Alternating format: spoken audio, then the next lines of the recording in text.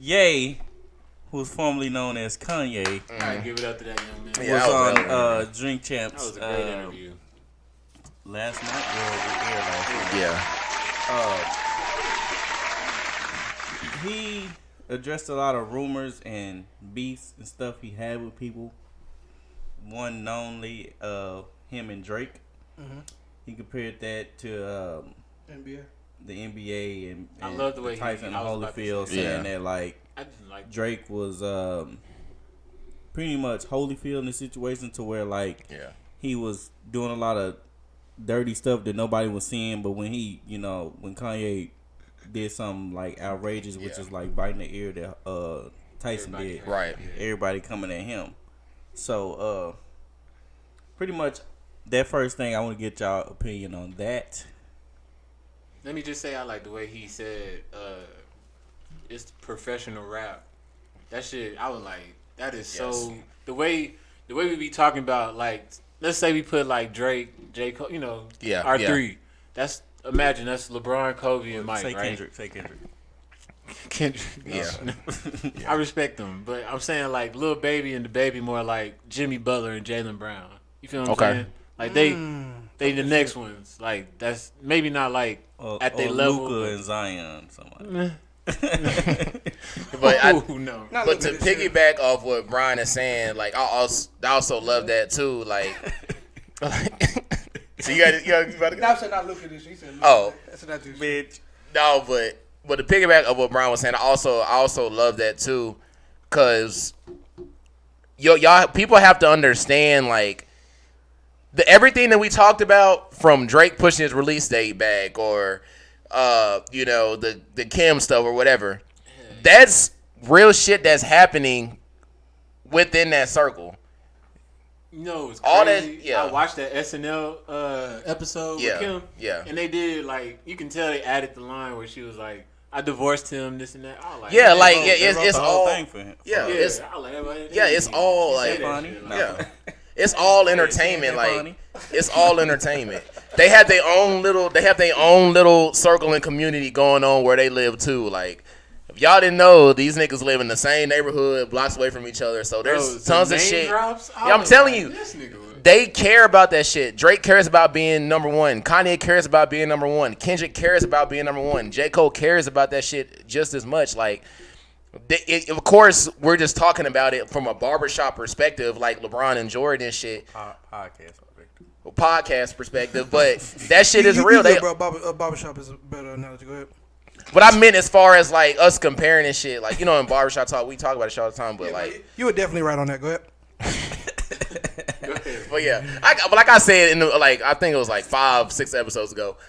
But I know in my heart, Drake cares about that shit. And I also know that when it comes to beef, like, there's nobody more calculated than that nigga. Like, nobody. Everything that was going on. Bro, that shit is real. And if you paid attention to any beef Drake is, Drake. If you paid attention to any beef Drake has been in, bro, this nigga won it by being more calculated. Yeah, every single one. When to drop stuff. Except Pusha T. Except Pusha T was the first time. But if you remember, he thought he had Pusha T, which is why he brought up his wife, which is why he got disrespectful, because Drake got comfy. Nothing wrong with it, but he did. He got comfy. He was like, I got this nigga. Like, that's all you got? Like, they already know about the contracts and shit. Boom. So what he do? He name dropped his wife, talked about his brother. He do all this shit. And then Pusha was like, got your ass. You got a kid. Your ass was in blackface. All this shit. Like, snakehead. No, I'm just playing. Yeah, and then what Drake should have just been like, hey, I have a kid. I did fuck a stripper. He should have right. Yes. I got a kid. Why would you not? Why would you not? Drake's the biggest part of his fan base is women. As soon as they found out this nigga had a little light-skinned, blonde-haired son, they was gonna go crazy. He should have ate that shit up.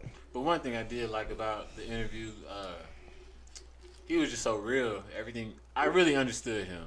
I feel like I'm understanding. Because he was drunk and high. He was. But nigga was saying. You're a Kanye fan now. I ain't a fan. Not a fan. I'm not. Well, I ain't gonna even say that. I am like a fan of his music because everybody. Name one song on the album. On Donda? Yeah. I ain't. You could have said Donda. Come on, next. Go ahead. It's not. That's a song. You ain't listen to Donda? Yeah. Oh. He don't know. He just don't know. I just fuck with you. Go ahead. I don't know songs. I feel you. What you got, Joe? Why did you get sad? Do y'all feel like Kanye will watch Drake? What do you say? Watch Smoke. Drake. Oh, Smoke, yeah. Smoke Drake in a verse battle. Go ahead, Joe. You ain't said No. I think, honestly, at the end of the night. Get passionate. No. No, honestly, at the end of the night, I think it'll just be a good show.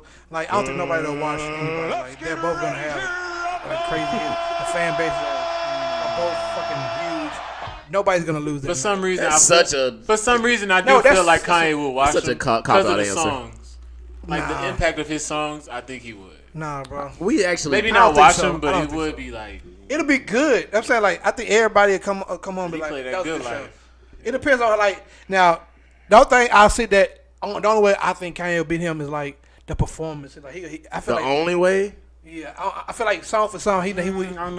If we doing 20, it'd be like a. Oh boy, it'd be like a 13 to 6 or whatever. 7. Sorry, yeah. Nah, just give that nigga 6. Nah, but it would not be. Hell no. On a serious note, though, they both have incredible catalogs. They do. But the difference between Kanye and Drake's catalog is Kanye has anthems. Real life classic anthems. Good life, power, power, bro. Like Amazing. Stronger. Like Drake got a lot of number one. Devil in a New Dress. No, Drake does, but Hotline Bling, he plays 20. If he plays Hotline Bling, Kanye is gonna cut his head off, and you know that. He can't play Hotline Bling. I mean, no shit like that. You can't play God's He Plan. can play all number ones. He could probably play God's Plan. Hey, he can do all number ones. That's what I'm saying. Maybe, yeah. Hey, you know somebody else who can play all number ones? Who? You don't. Bruno Mars. Joe, we're not doing that. So he played Look Alive. He played Look Alive with Block Boy JB. I swear to God, everybody's going to get popcorn. Like immediately. As soon as that shit drop, I guarantee you. If he play Look Alive, but they don't get live in the crowd. Stop playing with me, boy.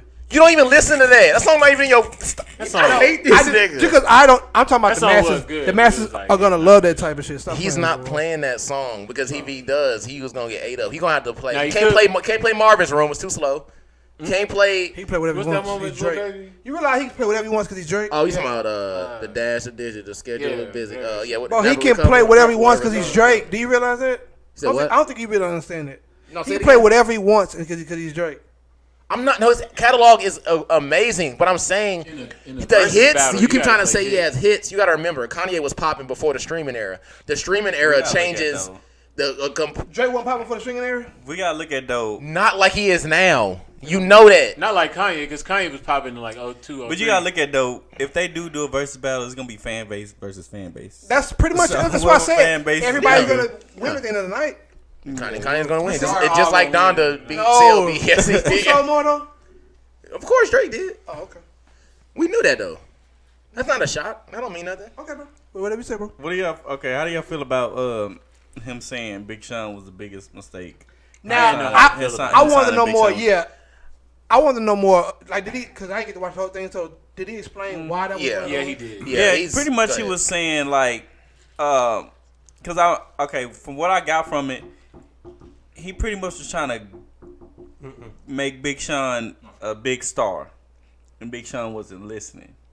So that's why, you know what I'm saying, Big Sean didn't really pop like he was supposed to because he didn't listen to Kanye. Because he said it was ass, right? He came back. He said it. He mentioned it again later in the interview there. He was like, "You gonna name your song ass.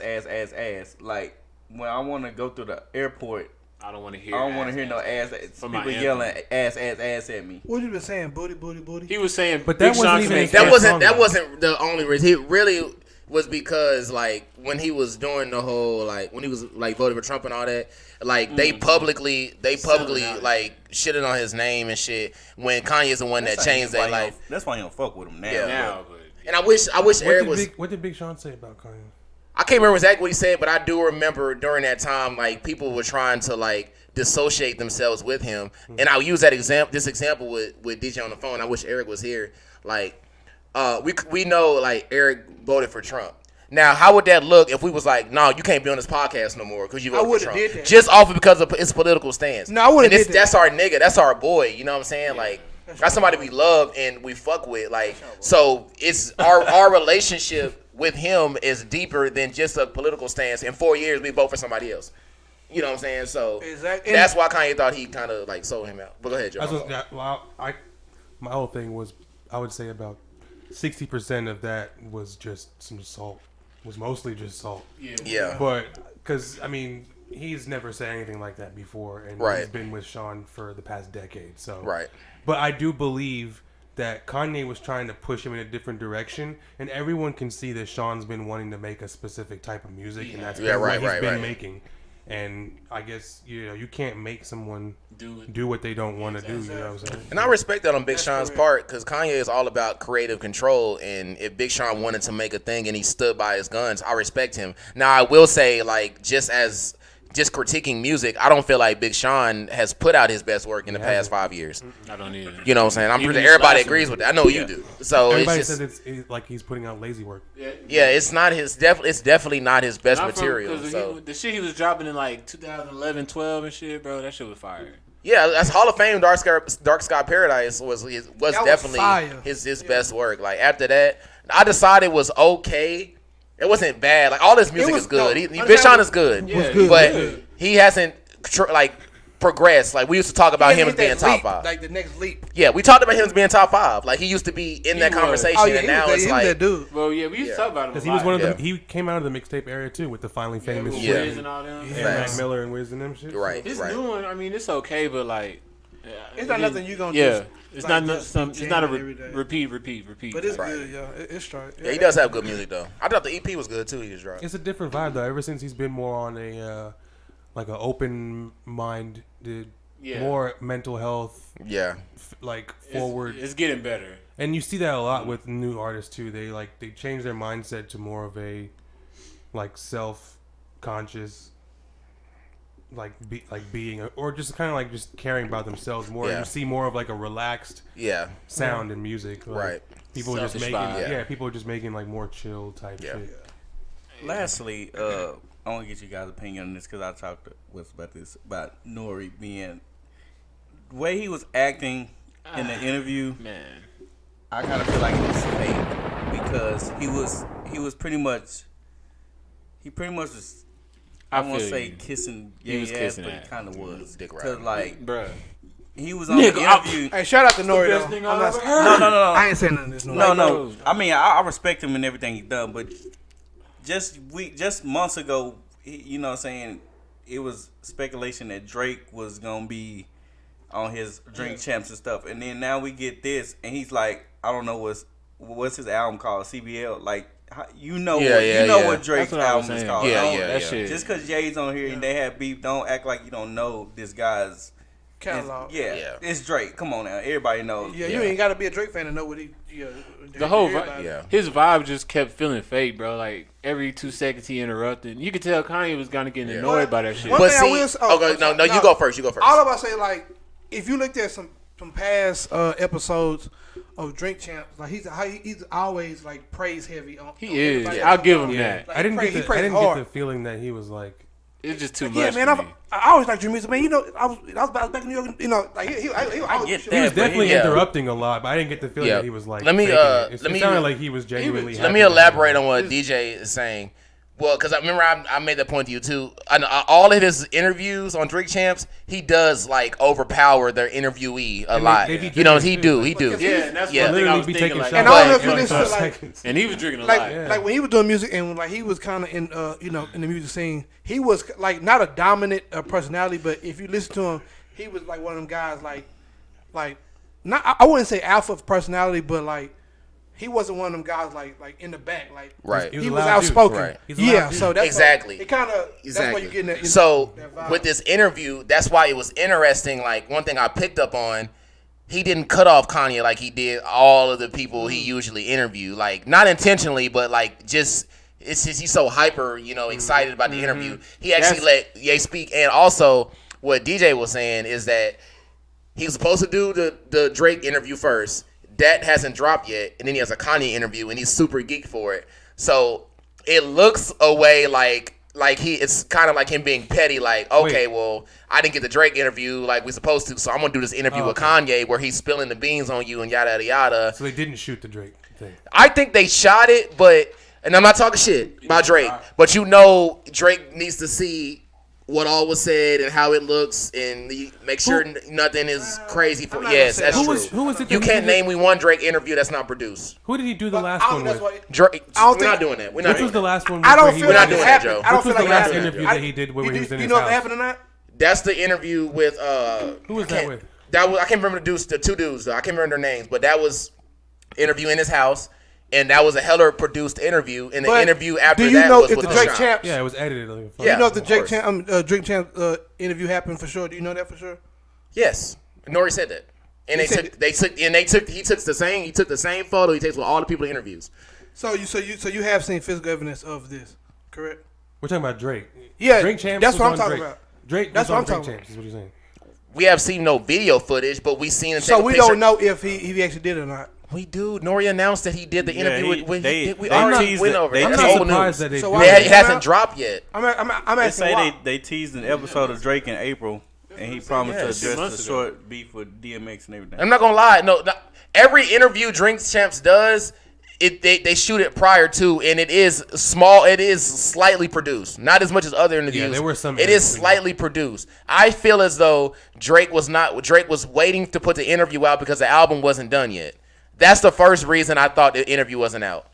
Now, it's still not out, and the album's been out, and he just got a Kanye interview that was brand new. You could tell by the questions and the things he was addressing. Mm-hmm. So I feel like something happened to where Drake did not let the interview come out that he had, and we're speculating that Nori interviewed Kanye out of spite. See, that's different. With DeeJay giving the context of it being back in April, it makes it a lot different. Right. I thought you were talking about, like, he just did an interview with Drake, like, recently, and they haven't put it out yet. Yeah, no, it was back. Like we all thought that we were just waiting for the album and then the interview, boom, and then that didn't happen, and then he does this interview. Nah, I would love to see him go on there now and see their energy. Ooh, that would be crazy. Wow. Big Sean said he's going on there next. They said they called him.